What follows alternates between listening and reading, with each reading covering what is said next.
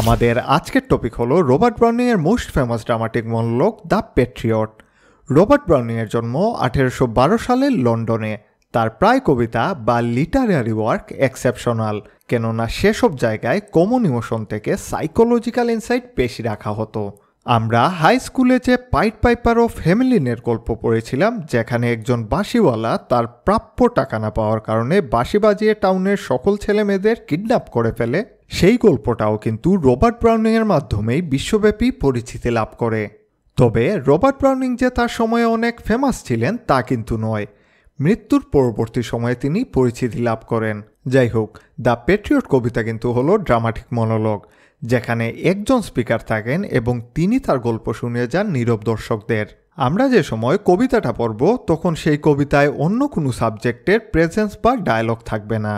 কবিতার প্রোটাগনিস্ট বা মূল চরিত্র স্পিকার থাকবে এবং আমরা যারা গল্পটা পড়ব তারা হলো সাইলেন্ট অডিয়েন্স। তবে মূল কবিতায় যাওয়ার আগে ডিপ কনটেক্সটের জন্য কবিতার হিস্টোরিক্যাল ব্যাকগ্রাউন্ড জানা জরুরি। দ্য প্যাট্রিয়ট কবিতা এই হিউম্যান হিস্ট্রিকে রিপ্রেজেন্ট করে। এই প্যাট্রিয়ট কবিতার যে মেইন সাবজেক্ট, সে একসময় অনেক জনপ্রিয় ছিল, মানুষ তাকে ভালোবাসত। তবে হঠাৎ এমন কিছু হয়ে যায় যা সাধারণ মানুষের কাছে ওই ব্যক্তিকে খলনায়ক করে তোলে।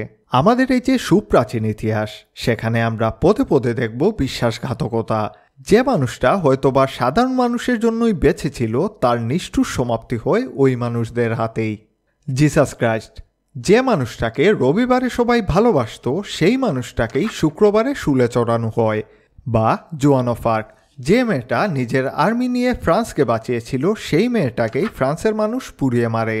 আর এরকম কাউন্টলেস ইনসিডেন্ট রবার্ট ব্রাউনিংকে দ্য প্যাট্রিয়ট লেখার অনুপ্রেরণা দেয়। যে কবিতায় একজন দেশপ্রেমিক রাজনীতিবিদ, যার আগমন হয় ফুল দিয়ে এবং বিদায় হয় পাথর দিয়ে। এই ইতিহাসে বারবার উঠে এসেছে সাধারণের ভণ্ডামি এবং মূর্খামি। মানুষ যে কতটা অস্থির, কতটা চঞ্চল, একই সাথে কতটা বোকা, রবার্ট ব্রাউনিং তাই বোঝানোর চেষ্টা করেছেন। তাহলে চলুন দ্য প্যাট্রিয়ট পড়ে আসি লাইন বাই লাইন। তবে শুরু করার আগে একটা অ্যানাউন্সমেন্ট।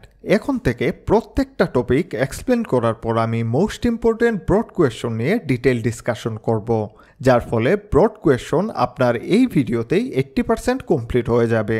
যেমন আজকে এই কোয়েশনগুলো ইলাবোরেটলি ডিসকাস করা হবে।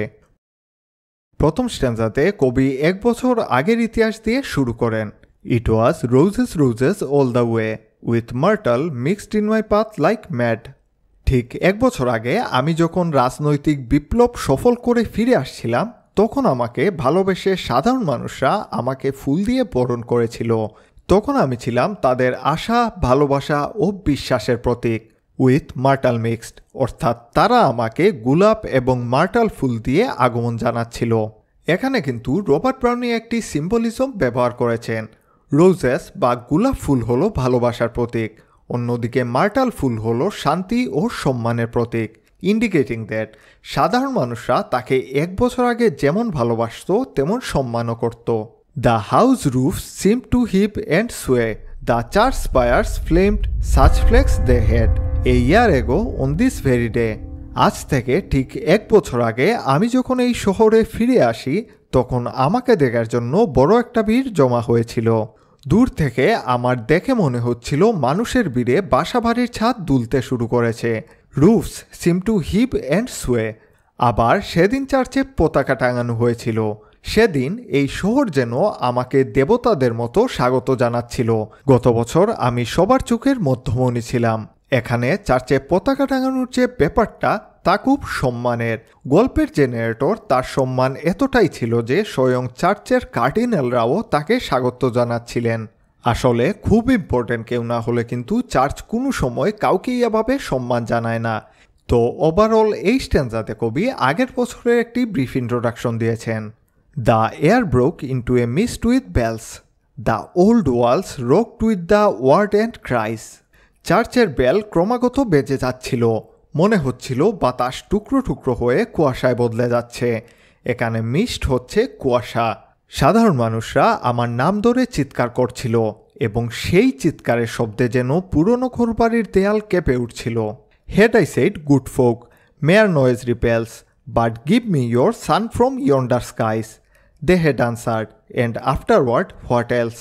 সেদিন যদি আমি বলতাম আমাকে এই সুন্দর আকাশ থেকে সূর্যটা এনে দাও, তাহলে তারা আমার জন্য তাও করত। তারপরও আমাকে বলতো তুমি আর কি চাও। এখানে ইয়ন্ডার স্কাইস দ্বারা সুন্দর আকাশকে বোঝানো হয়েছে।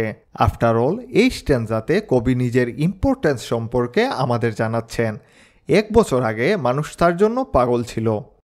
এলাক, it was I who lifted the sun to give it my loving friends to keep. এখানে কবি বলছেন, হয়তো তাদের বদলে আমি সূর্যকে ধরতে চেয়েছিলাম।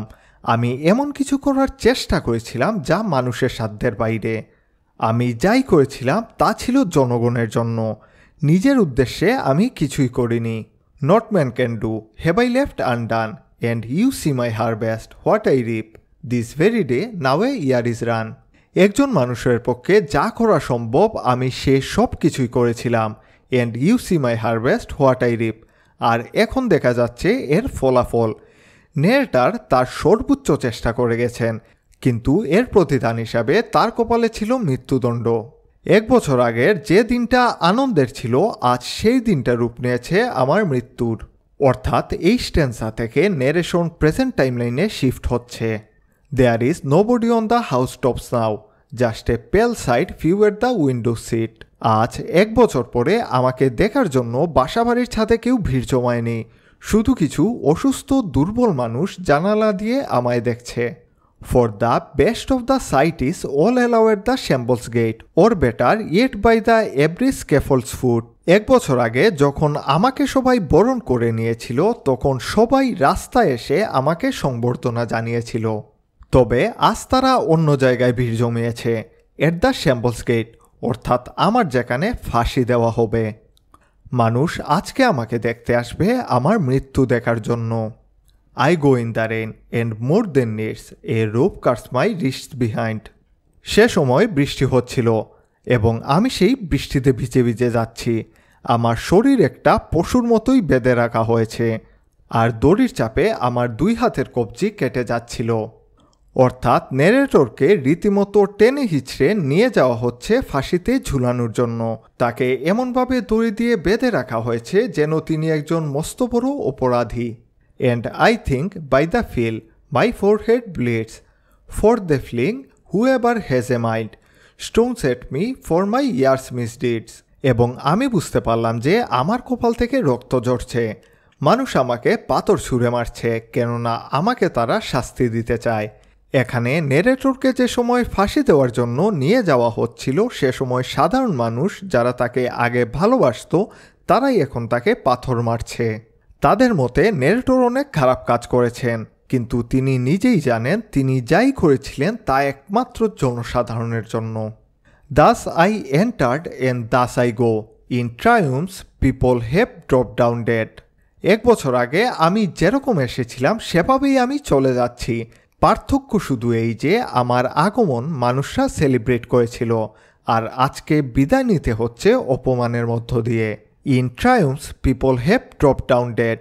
কখনো কখনো মানুষ বিজয়ের শিখরে উঠেই মারা যায়। অনেক সময় সফলতাই মৃত্যুর কারণ হয়ে দাঁড়ায়।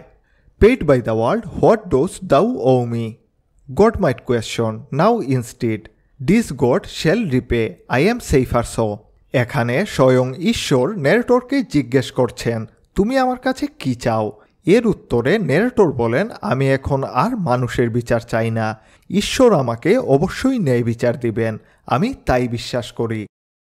কবিতা শেষ এখানেই। এতক্ষণ আমরা জানলাম একটি সামারি, এখন আমরা জানব থিম। ওভারঅল এই কবিতার থিম হলো 5টি। প্রথমটা, the rise and fall of a hero. মানুষ 1 বছর আগে আমাদের প্যাট্রিয়টকে নিজেদের সব কিছু দিয়ে ভালোবেসেছিল, তবে বছর ঘুরতেই সাধারণদের চোখে তিনি অপরাধী হিসেবে সাব্যস্ত হন। যারা তাকে ফুল দিয়ে আগমন জানিয়েছিল তারাই আজ তাকে পাথর দিয়ে বিদায় জানাচ্ছে। দ্বিতীয়ত, দ্য ফিকলনেস অফ পাবলিক অপিনিয়ন। সাধারণ মানুষদের মনে কোনো স্থিরতা নেই। মানুষ বরাবরের মতোই উচ্ছৃঙ্খল এবং অশান্ত। তারা এক মনে কিছুই চায় না। অনেকটা মুনির চৌধুরীর সেই লেখা লাইনের মতো, মানুষ মরে গেলে পচে যায় এবং বেঁচে থাকলে বদলায়। তৃতীয়ত, মিসজাজমেন্ট অফ গুড ইন্টেনশনস। আমাদের নেরেটর যা কিছুই করেছিলেন তা করেছিলেন তার দেশের জন্য, তবুও তাকে অন্যান্য অপরাধীদের মতো শাস্তি পেতে হয়। এবং আমরা পার্সোনালি লেখকের মতো এই ভুল কখনো করব না। আমাদের এরকম মিসকনসেপশন রাখা একেবারেই উচিত নয় যে মানুষ আমাদের বুঝবে, কেননা humans are not rational, they are purely emotional. তো আপনাকে অবশ্যই বলতে হবে আপনার স্ট্যান্স সম্পর্কে। Fourthly, tragic irony. পুরো কবিতা পড়ে আমাদের জানা হয়নি তার অপরাধ কী ছিল। লেখক আমাদের একবারও বলেননি তার অপরাধ সম্পর্কে। তার মানে হলো একটাই, নেরেটরকে মৃত্যুদণ্ড দেওয়া হয়েছিল যে অপরাধে, সে অপরাধ তিনি কখনোই করেননি। শেষমেশ নেরেটরের জন্য যারা একসময় তাদের জীবন দিতেও প্রস্তুত ছিল, তারাই তার জীবন কেড়ে নিল। ফিফথলি, গডস জাস্টিস। নেরেটর মানুষের বিচারের উপর বিশ্বাসী নন, তিনি একমাত্র ঈশ্বরে বিশ্বাসী। তিনি তাই মনে করেন যে একমাত্র ঈশ্বর তার বিচার করবেন এবং তার ভালো কাজের জন্য তাকে পুরস্কৃত করবেন। এর সাথেই শেষ হলো আমাদের কবিতা। এখন আমরা কিছু ইম্পর্ট্যান্ট একাডেমিক কোয়েশ্চন সম্পর্কে জানব, যাতে এই ভিডিওতেই আমাদের পুরো প্রিপারেশন হয়ে যায়। আমাদের প্রথম প্রশ্ন হলো, যা এই টপিকে সবচেয়ে বেশিবার রিপিট হয়েছে, এবং তা হলো, what is dramatic monologue? Discuss the Patriot as a dramatic monologue. যে কবিতায় একজন সিঙ্গেল স্পিকার কিছু সাইলেন্ট অডিয়েন্সের সাথে কথা বলেন তাকেই বলে ড্রামাটিক মনোলগ। যেমন প্যাট্রিয়ট কবিতায় নেরেটর ছাড়া অন্য কোনো ব্যক্তির উপস্থিতি টের পাওয়া যায় না। এবং সব কবিতার মতোই ড্রামাটিক মনোলগেরও কিছু কোয়ালিটিস আছে। প্রথমটা হলো সিঙ্গেল স্পিকার। প্যাট্রিয়ট কবিতায় প্যাট্রিয়ট ছাড়া কিন্তু আর কারো কোনো প্রেজেন্স নেই। Secondly, silent listener. কবিতায় আমরা প্যাট্রিয়টের গল্পই শুধু শুনে গেছি, অর্থাৎ নেরেটর এমন কাউকে তার গল্প নেরেট করবেন যে শুধু শুনেই যাবে। থার্ডলি, রিভিলস ইনার সেলফ, অর্থাৎ নিজের চিন্তাভাবনা, ইমোশনস, বিলিফ এক্সপ্রেস করা। যেমন প্যাট্রিয়ট কবিতায় নেরেটর তার হতাশা নিয়ে কথা বলেছেন। ফোর্থলি, ড্রামাটিক কনটেক্সট, অর্থাৎ কবিতায় কোনো টুইস্ট থাকবে। যেমন প্যাট্রিয়টকে প্রথম সবাই ভালোবাসত, তবে হঠাৎ করেই সেসব মানুষ তার মৃত্যুদণ্ড চায়। And lastly, psychological depth. আমরা আসলেই খুব সহজেই প্যাট্রিয়টের রাগ, দুঃখ বা হতাশা খুব ভালো করেই বুঝতে পারি।